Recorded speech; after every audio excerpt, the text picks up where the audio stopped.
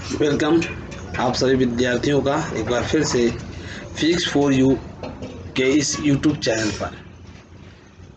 आप लोग का 4 चैप्टर इलेक्ट्रोस्टैटिक्स का जो 4 चैप्टर था वो चारों चैप्टर हमने लास्ट वीडियो के माध्यम से समाप्त कर दिया था और आज हम लोग उस चौथे चैप्टर जो हम लोग पढ़ रहे थे कैपेसिटर्स एंड इलेक्ट्रोस्टैटिक्स जनरेटर, संधारित्र और स्थिर विद्युत जनित्र, उसके न्यूमेरिकल यानी आंकिक प्रश्न पर हम लोग चर्चा करेंगे।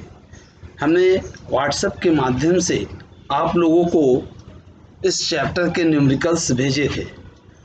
उम्मीद है कुछ बच्चों ने उस न्यूमेरिकल को सॉल्व किया होगा और यदि नहीं सॉल्व किए हैं तो आज मैं उसके सॉल्यूशन को आप लोग के सामने रख रहा हूं इस वीडियो के माध्यम से। तो हमारा जो पहला क्वेश्चन था बाबू, वो पहला क्वेश्चन था कि एक गोलीय चालक की धारिता 2 माइक्रोफैराड है।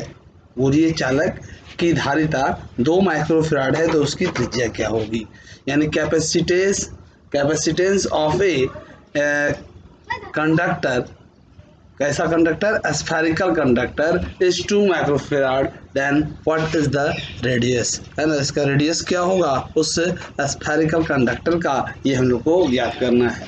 तो सॉल्यूशन देखेंगे हम लोग, क्या है इसका सॉल्यूशन। ध्यान देंगे कि गोलीय चालक है, यहाँ मैं सॉल्यूशन कर दिया हूँ ताकि आप लोगों को समस्या ना हो, है ना। यहाँ आप देख रहे हैं कि एक गोलीय चालक है जिसकी धारिता 2 माइक्रोफैराड है।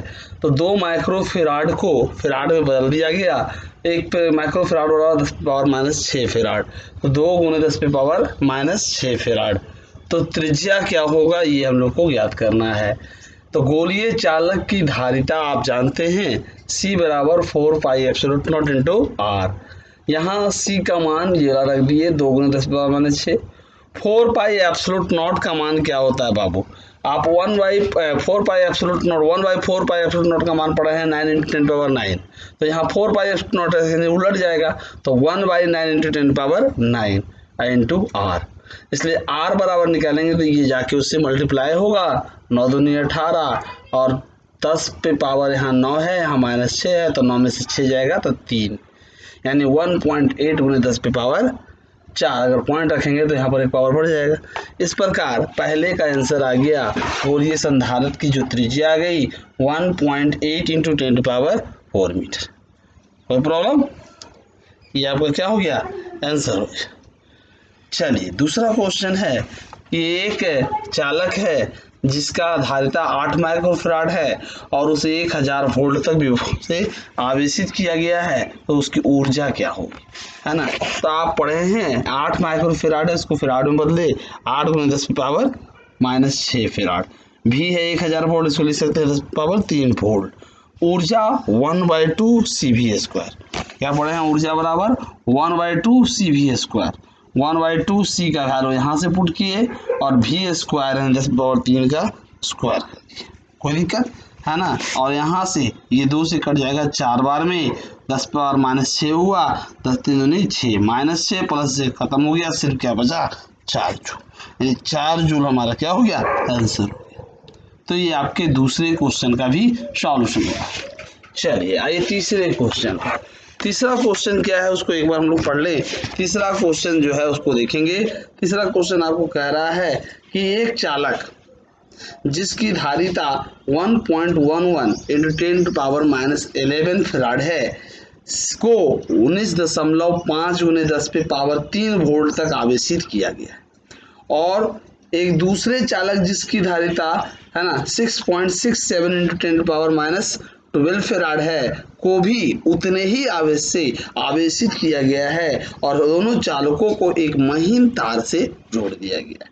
ठीक है, तो प्रत्येक चालक पर आवेश का परिमाण क्या हो, दोनों को समान आवेश से आवेशित करके, है ना, एक महीन तार से जोड़ा गया है। दो चालक है और दोनों चालकों की धारिता दी गई, तो उन पर परिणामी आवेश जो प्रत्येक चालक पर आवेश है उसका आवेश क्या होगा यह वो ज्ञात करना है। विभव दोनों का समान है, समान विभव से आवेशित किया गया है, लेकिन उस पर परिणाम क्या होगा, आवेश ज्ञात करना है दोनों चालकों का। तो ध्यान देंगे इस सॉल्यूशन इसका क्या है। इसका सॉल्यूशन आप देखेंगे, पहले चालक जिसकी धारिता C1 दिया हुआ है, ये इतना फेराड, V1 इतना वोल्ट, C2 दूसरे संधारित्र की धारिता 6.6 7 × 10⁻12 फेराड, यहाँ -11 फेराड।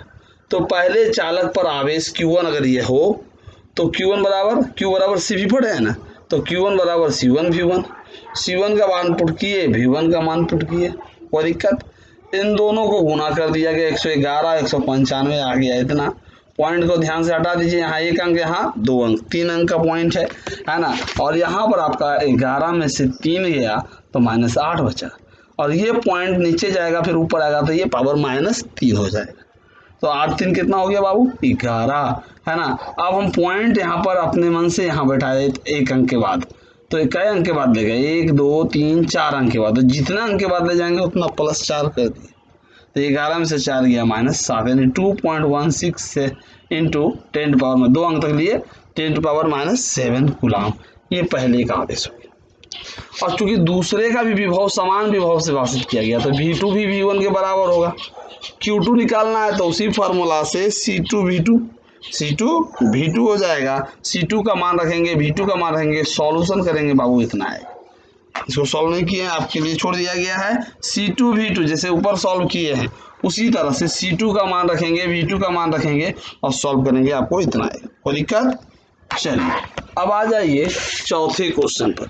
चौथा क्वेश्चन क्या कहता है उसको भी समझे।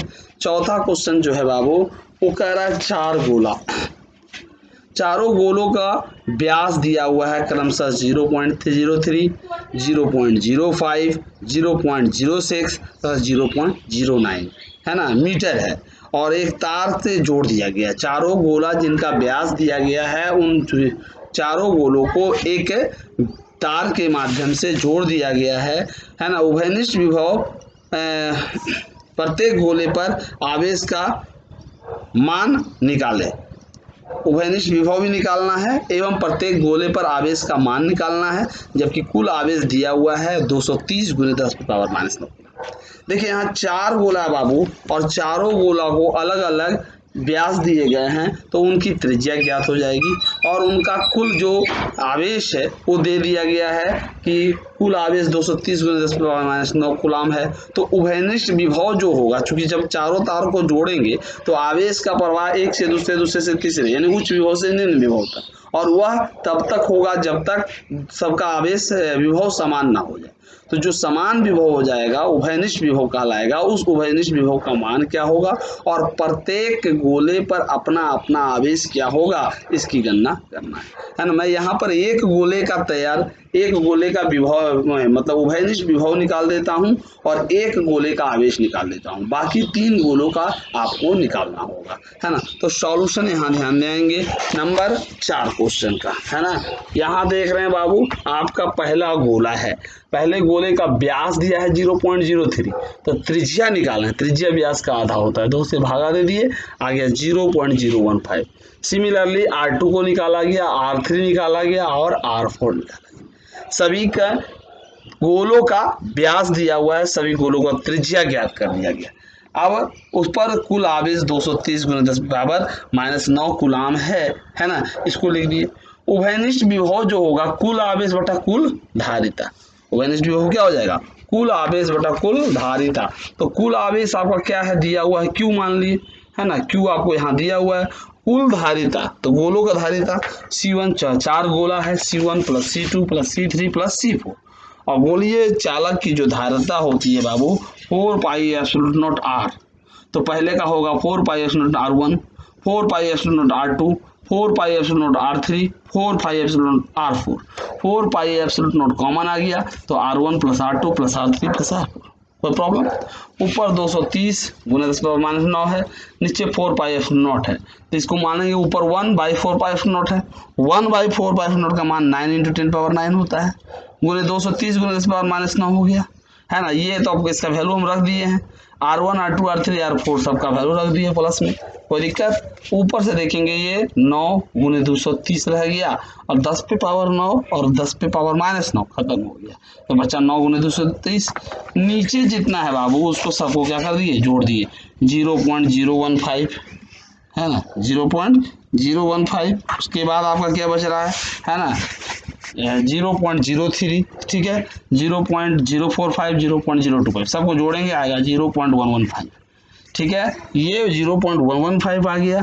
अब इस पॉइंट का 3 जीरो ऊपर चला गया है ना, 115 से 2 बार में कट गया, 9 दूनी 18 और गुने 10 पे पावर 3 यानी इतना।